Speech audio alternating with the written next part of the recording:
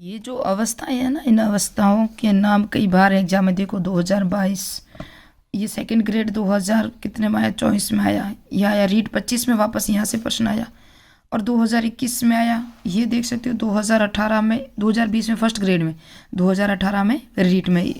इन सिर्फ ये नाम आते हैं, ये नाम आते हैं, तो इनको रटना है। और ये किसका जो है वो, ये कौन सा सिद्धांत है, मनोसामाजिक विकास का सिद्धांत, इसको पढ़ेंगे। और इनको पता है आपको ब्रॉन बैनर का जो सिद्धांत है, यहाँ से कितनी बार 2023 में आया, 2019 में आया और 2024 में सेकंड ग्रेड में आया। इसके जो 5 घटक हैं आपको पता हो, लघु मंडल है, मध्य मंडल है, बाह्य मंडल, बृहद मंडल, जो घटक मंडल, ये 5 मंडल हैं। इसमें बालक का शारीरिक विकास देखेंगे हम, जो शैशवावस्था में क्या है, बाल्यावस्था में क्या है, किशोरावस्था में क्या है, क्योंकि यहाँ से भी प्रश्न 100% आता है। 2023 में ही आया था, इसका भार आया था, जो कुल शरीर का मस्तिष्क का कितना प्रतिशत है, तो इसको देखेंगे। 3 पॉइंट पढ़ेंगे, मैंने कहा एक तो एरिक एक्शन का, एक ब्रॉन फेरन का, और एक पढ़ेंगे ये तीनों जो शैशवावस्था, बाल्यावस्था, किशोरावस्था। लगभग 10 मिनट में कंप्लीट करूँगी तीनों को। 3 ही एग्जाम में आने के वेरी इंपॉर्टेंट है, प्रश्न 100% आएगा। अगर नहीं आए तो पेपर के बाद आज आप मुझे इस वीडियो के नीचे कमेंट करना। तो शैशवावस्था जो 7 से 15, इनकी जो भार होता है, लंबाई कितनी होती है, सिर कितना होता है, हड्डियाँ हैं, दांत हैं, धड़कन है, मांसपेशियाँ, जो किशोरावस्था में, शैशवावस्था, बाल्यावस्था और किशोरावस्था में किस प्रकार होती है। तो इसका भार है ना, जो लड़का होता है उसकी 7.15 होता है, लड़के का भार होता है जो जन्म के समय औसतन, और लड़की का 7.13, लड़की का जो वजन होता है यानी कि 7 पॉइंट होता है, औसतन 7 पॉइंट होता है दोनों को मिला के। जबकि बाल्यावस्था में भार होता है वो 80 से 95 पॉइंट होते हैं। लड़के का लड़की से 25 पॉइंट ज़्यादा होता है वजन। किसका होता है, लड़की से किसका होता है, लड़कों का ज़्यादा ही होता है वजन। रियल में अभी भी अगर आप देख सकते हो, लड़कियों से ज़्यादा लड़के का वजन होता है, लड़की चाहे कितनी भी मोटी हो जाए। और अब लंबाई जो होती है वो शैशवावस्था में लड़का लड़की कितनी होती है, तो 20.5 इंच लड़के की लंबाई होती है, लड़की की अमूमन, यानी कि ये औसतन बता रहे हैं, 20.3 इंच की लड़की होती हैं। और सबसे कम वृद्धि होती है जो बाल्यावस्था में, ज़्यादातर लंबाई नहीं बढ़ती है ना, चाहे लड़का चाहे लड़की, रुक जाती है एक स्तर पर आकर, फिर वापस से बढ़ती है। लड़का 18 से 21 वर्ष तक बढ़ती है और लड़की की 16 वर्ष तक ही उसकी हाइट बढ़ती है। उसके बाद उसका जो लंबाई है वो कम बंद हो जाती है। तो इसीलिए तो कहते हैं वृद्धि है ना, वो शैशवावस्था से लगा के किशोरावस्था तक चलती रहती, जबकि विकास है वो जन्म से लगा के मृत्यु पर्यंत चलता रहता है ना। तो इसकी परिभाषाएं भी हैं ये। सिर का वजन कितना होता है, कुल शरीर का मस्तिष्क का 25% विकास शैशवावस्था में हो जाता है, जो -95% भाग यानी कि 1/4। ये परीक्षा में प्रश्न इस तरह से दिया था, 1/4, 5/4, 1/10, ऐसे इस तरह से। तो 1/4 या 25% विकास हो जाता है, 90%। और जो सिर का वजन होता है ना, वो शैशवावस्था में होता है 250 से 350 ग्राम तक ही वजन होता है। जबकि बाल्यावस्था में सिर का जो वजन होता है वो 1260 ग्राम होता है। 95% तक मस्तिष्क का विकास बाल्यावस्था में हो जाता है। यहाँ पर 90% तक विकास हो जाता है, यहाँ पर 95% तक मस्तिष्क या सिर का विकास हो जाता है बाल्यावस्था तक। जबकि किशोरावस्था में 1/8वां भाग होता है मस्तिष्क का जो विकास होता है कुल शरीर के बराबर, और मस्तिष्क का जो विकास है ना वो 100% हो जाता है।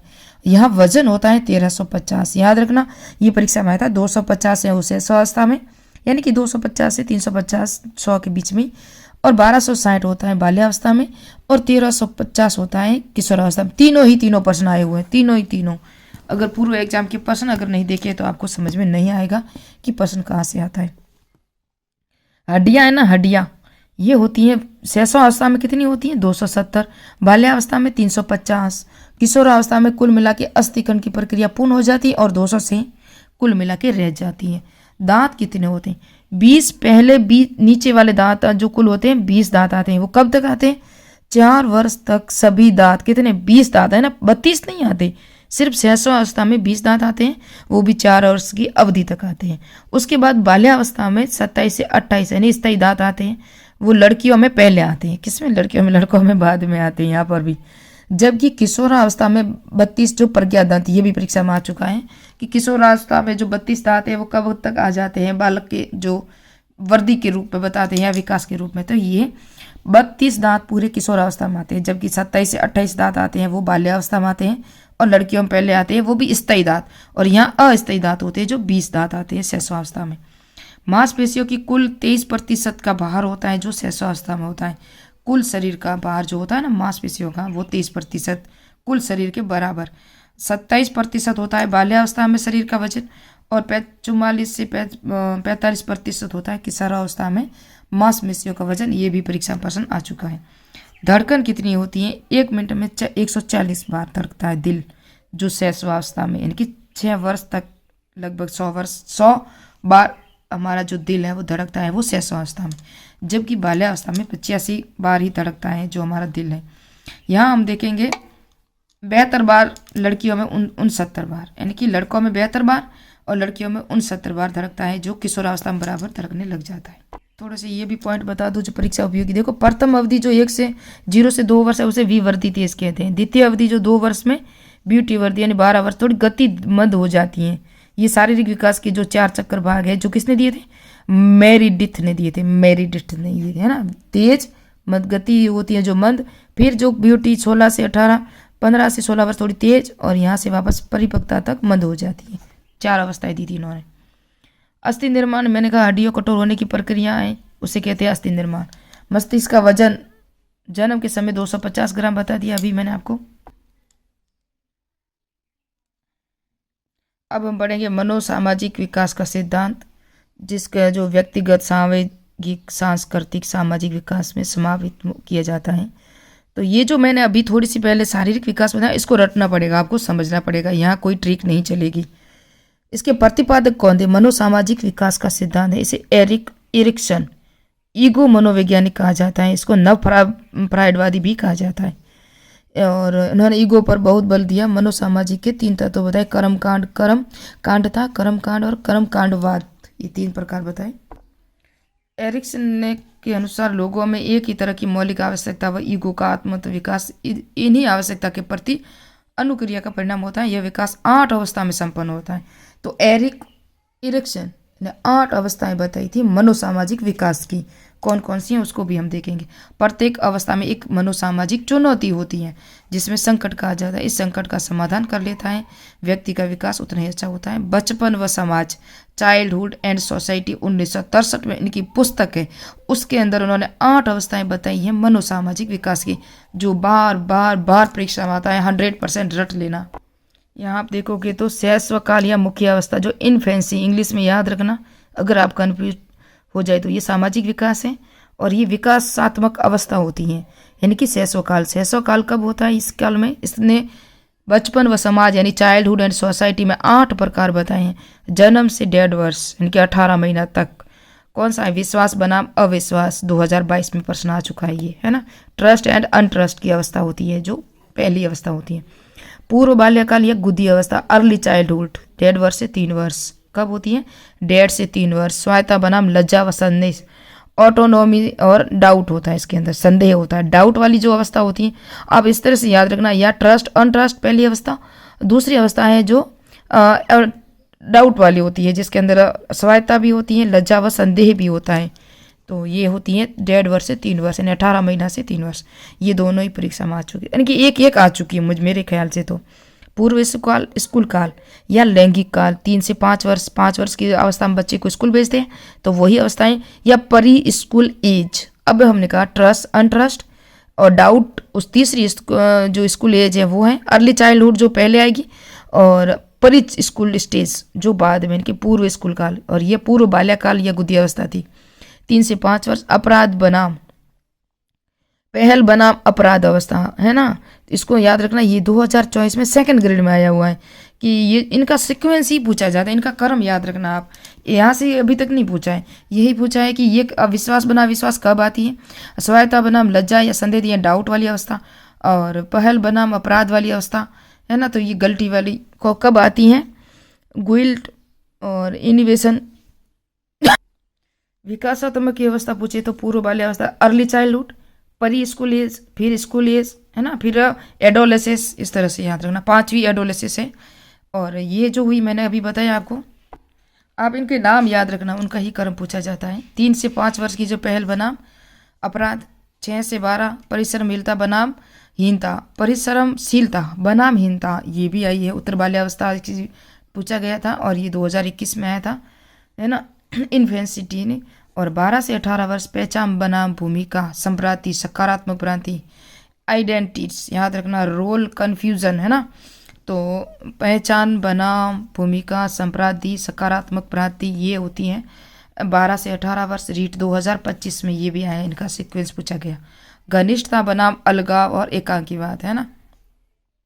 इंटीमेसी और आइसोलेशन, ये होती है घनिष्ठता बनाम अलगाव एकाकीपन। यानी कि पहचान के बाद आएगी आपकी घनिष्ठता।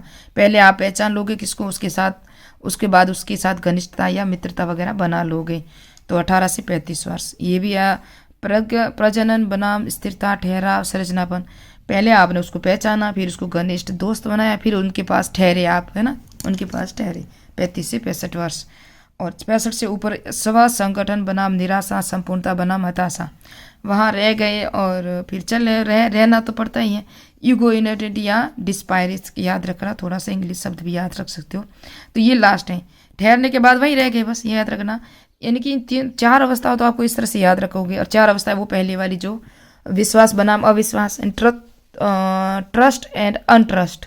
उसके बाद ऑटोनोमी मतलब डाउट, ये होगी दूसरी। उसके बाद है इनिशिएटिव और गलती। फिर है ये परिश्रम, ये थोड़ा सा नाम मुझे नहीं आएगा तो मैंने सोचा नहीं बताऊँ। यहाँ परिश्रम करोगे फिर आपकी पहचान हो जाएगी। ज़्यादा काम करोगे तो ये लड़का कितना काम कर रहा है, काम करने के बाद आपकी पहचान हो जाएगी। पहचान होने के बाद आपके दोस्त बन जाएंगे। दोस्त के बाद ऐसे ट्रिक बना लेना।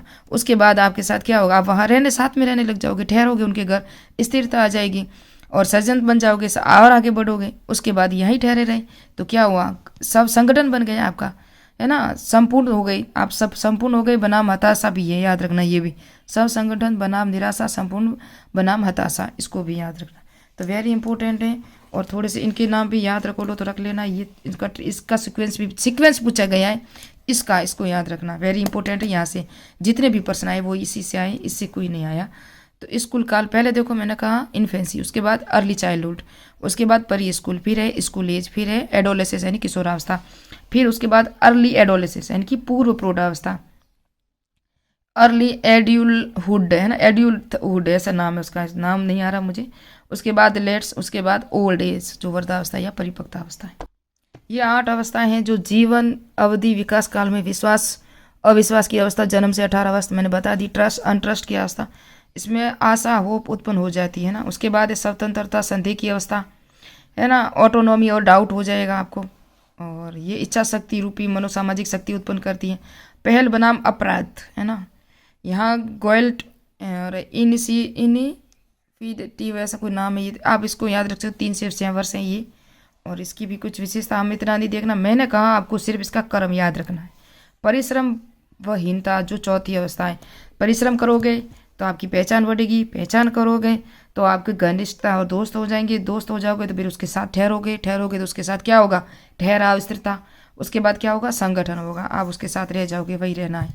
ये 6 से 12 है। उद्यमहीनता, है ना, वर्सल, और ये आप देख सकते हो। मैंने कहा परिश्रम करने के बाद आपकी पहचान और भूमिका हो जाएगी कि आपने किसके लिए इतना परिश्रम किया, आपकी भूमिका अहम थी जिसमें आपने ये कार्य किया था। द्वंद्व की अवस्था भी है, इसे संप्रांति भी कहते हैं। आपने परिश्रम किया, फिर पहचान बढ़ी, उसके बाद आपकी मित्रता, घनिष्ठता हो गई, दोस्ती हो गई, है ना। उसके बाद है सृजनशीलता, निष्क्रियता अवस्था। दोस्ती के बाद क्या हुआ, वहीं ठहर गए। सृजनात्मकता, निष्क्रियता अवस्था, गतिशीलता यानी कि वहीं ठहराव अवस्था, इसे कहते हैं ठहराव। और स्थिरता, सृजनात्मक, निष्क्रियता, और फिर लास्ट में यह 8वीं अवस्था ईमानदारी, निराशा, एकाकपन, निराश की अवस्था। लास्ट में आप अकेले रह गए और ये क्या होगा, यही होने वाला है। 65 साल के बाद आपको कोई पूछने वाला नहीं है। और ये बुढ़ापा की अवस्था होती है। ये है ब्रॉन कैन बैनर का पारिस्थितिकी मॉडल। बालक के विकास की व्याख्या सामाजिक संदर्भ में की जाती है। पर्यावरण की भूमिका को महत्व दिया जाता है। तो इन्होंने पर्यावरण को महत्व बहुत दिया है। वो हमने समाज के अंदर जो रह के जो कार्य किया जाता है वो थी जो एरिक एरिक्सन ने दी थी, वेरी इंपॉर्टेंट है। वहाँ आपको कर्म पूछा जाएगा या उनकी पुस्तक पूछी जा सकती है या उसकी 8 अवस्थाएं। अब ये पूछा जाता है कि उसने कितनी अवस्थाएं दी थी। एरिक एरिक्सन ने कोई 5 है, कोई 7 है, कोई 8 है, तो 8 अवस्थाएं थी। ब्रॉन फेयरवेनर ने 5 दी हैं, पारिस्थितिकी परक सिद्धांत इनके सिद्धांत का नाम है। वहाँ जिस तरह मनोसामाजिक सिद्धांत नाम था उस तरह से इनका ये नाम है। और इकोलॉजी थ्योरी कहते हैं इसको इंग्लिश में। बालक का पर्यावरण 5 स्तरों पर सामाजिक संदर्भ में व्याख्या की। 5 तंत्र हैं 2023, 2019 और 2023 रीट, 2019 एचटेट और 2023 ये रीट सेकंड ग्रेड। 3 जगह 5 मॉडल से प्रश्न आ चुका है। इनका जो पहला मॉडल है वो लघु मॉडल है जिसे माइक्रो सिस्टम कहते हैं। यहाँ आप देखोगे तो लघु मॉडल, इसमें बालक के निकटतम वातावरण में किए गए अंत क्रिया शामिल होती है। परिवार, स्कूल, साथी समूह आते हैं इसके अंदर। साथी समूह आते हैं इसके अंदर, पास पड़ोस वाले आते हैं, परिवार आता है, स्कूल आता है। तो ये जो सिस्टम है ये आते हैं लघु मंडल में। ये दूसरा है जो कौन सा मंडल है, मध्य मंडल आया। इसके मिसो सिस्टम भी कहते हैं, जिस तरह इसको माइक्रो सिस्टम कहते हैं लघु मंडल। उसके बाद है मिसो सिस्टम जिसे मध्य मंडल कहते हैं। इसमें परिवार और स्कूल का संबंध क्या होता है बच्चे के लिए, स्टूडेंट जो भी होता है आपके संबंध, रिलेशनशिप, और दोस्त और स्कूल का जो संबंध क्या है, इस रिलेशनशिप इसके अंदर है। इसके अंदर सभी आते हैं, परिवार, आस पड़ोस, स्कूल के स्टूडेंट वगैरह, साथी समूह जो आया। लेकिन यहाँ आपका रिलेशन क्या है, इन सब के बीच में आपका संबंध क्या है, वो है मध्य मंडल में। इसमें क्या होता है, देखो ये एक, ये दो, ये तीसरा, ये भी है पास में, थोड़ा सा मैंने इधर लिया है इसको। ये बाह्य मंडल है। बाह्य मंडल को एक्सो सिस्टम कहते हैं। क्या कहते हैं, एक्सो सिस्टम। इसमें बालक स्वयं नहीं होता है इसके अंदर। इसमें माता पिता का जो कार्यस्थल होता है ना, जो संस्थान है, जो कंपनी है ना, जहाँ भी कार्य करते हैं वो है। और इसके अंदर धार्मिक संस्थान भी शामिल है। तो ये तीसरे में धार्मिक संस्थान है। और पहले में सभी हैं जो आस पड़ोस के लोग हैं, आपके स्कूल के लोग हैं, आपके परिवार के लोग हैं, वो है। दूसरे में क्या हुआ, आपके परिवार के लोग, स्कूल के लोग, आपके सगे दोस्त, या इस दोस्त और स्कूल क्या रिलेशन है, क्या संबंध, इस सब का संबंध किस तरह से है, वो है। दूसरा है जहाँ बालक स्वयं नहीं होता, तीसरा। अब चौथा, 5 सिस्टम बताए ना, ये है चौथा मंडल जिसे वृहत मंडल कहते हैं या मिक्रो। पहला माइक्रो था, अब ये मिक्रो है, याद रखना। पहला माइक्रो था, दूसरा मीसो, तीसरा एक्सो, चौथा मिक्रो, जिसमें सांस्कृतिक मूल्य शामिल होते हैं। सामाजिक प्रथाएं, रीति रिवाज जो भी होते हैं, परंपराएं, वो आए। और सामाजिक और आर्थिक स्तर भी यहाँ आपको देखा जाता है कि आप कोई अमीर है, कोई गरीब है, कोई समाज में रहता है, कोई समाज के अंदर बाहर कार्य करता है ना। कुछ परंपरा ऐसी होती है वो तोड़ता भी है कि वो अपने समाज को छोड़ के कहीं बाहर शादी करना वगैरह जो होता है ना, वो इसी में होता है। देखो मैंने अभी बस थोड़ा समझाया था, ऊपर यहाँ जगह नहीं थी ना। तो पहला मैंने बताया लघु मंडल, दूसरा मैंने बताया था मध्य मंडल, तीसरा मैंने कौन सा बताया था, लघु मंडल के बाद मध्य मंडल, मध्य मंडल बाह्य मंडल बताया, बाह्य मंडल के बाद ये वृहद, उसके बाद ये कौन सा मंडल है। तो इसको मैं लिखूंगी अभी। ये जो मंडल है ये कौन सा है, घटक मंडल है, जिसे क्रोमो मंडल कहते हैं, सिस्टम कहते हैं। इसमें छात्रों की विकास की सामाजिक ऐतिहासिक अवस्थाएं, जिंदगी की घटनाएं शामिल होती हैं। आपके साथ कोई हादसा हो गया है, आपके माता पिता का तलाक हो गया है, ये प्रश्न आया था अभी रीट में आया था, या रीट 2025 में या सेकंड ग्रेड में कहीं आया हुआ है। तो वो कौन से मंडल की घटनाएं होगी, 24 या 25 में ही प्रश्न आए हुए। ये जो मैंने तीनों बताए ना, यहाँ 24, 25, 23 तीनों में आए हुए प्रश्नों के टॉपिक उठाए हैं। तो वो आएगी आपकी मध्य घटक मंडल की घटनाएं, वो आएगी, वो आया था प्रश्न। और रीति रिवाज परंपराएं कौन से मंडल में है, तो बाह्य मंडल में। ये 2019 में एचटेट में आया था। और मध्य मंडल में जो परिवार रिलेशन मैंने बता दिया। तो इस तरह से आपको इसी तरह इसमें भी याद रखना, आपको कोई बना के भी एमसीक्यू दे सकता है। यहाँ आप देखोगे तो मैंने पहला बताया था लघु मंडल, उसके बाद मध्य मंडल, जिसे क्या कहते हैं, मीसो सिस्टम। लघु मंडल के कारकों में आपसी संबंधों से बनता है, यानी कि जो कारकों के जो आपसी संबंध होते हैं ना, मैंने कहा रिलेशन याद रखना, मीसो में है ना। माइक्रो में या बस आसपास के लोग होते हैं, परिवार के लोग होते हैं, स्कूल के लोग होते हैं, दोस्त होते हैं, लेकिन इन सब का जो रिलेशन होता है ना, संबंध, वो होता है मध्य मंडल। बाह्य मंडल में मैंने कहा माता पिता का कार्यस्थल, धार्मिक संस्थान, इसमें बालक स्वयं नहीं होता। और तीसरा है वृहद मंडल, इसमें सांस्कृतिक मूल्य, सामाजिक प्रथाएं, रीति रिवाज, परंपराएं, सामाजिक आर्थिक स्तर भी शामिल होता है। ये एचटेट 2019 में आया था। घटक मंडल जो अभी 2023 में आया था, रीट में भी आया था, ये तलाक वाला रीट में आया था 2023 में। इसमें छात्रों के विकास की सामाजिक ऐतिहासिक अवस्थाएं शामिल होती हैं और जिंदगी की घटनाएं, जहां आपका कहीं एक्सीडेंट हो गया है, जहां आपका कोई आपको छोड़कर चला गया है, जहां आपका तलाक हो गया है, या आप कुछ यानी कि जो भी सिचुएशन में गुजरे हैं ना, ऐसी कुछ अवस्थाएं या विशेषताएं जो घटक मंडल में, समय मंडल में या क्रोमो मंडल में शामिल होती हैं। तो मैंने कहा ब्रॉनफेनर और एरिक एरिक्सन और शैशवावस्था, बाल्यावस्था, किशोरावस्था में शारीरिक विकास, इनमें से 100% एक आएगा। और तीनों मैंने बताए जो एग्जाम की दृष्टि से वेरी इंपॉर्टेंट है।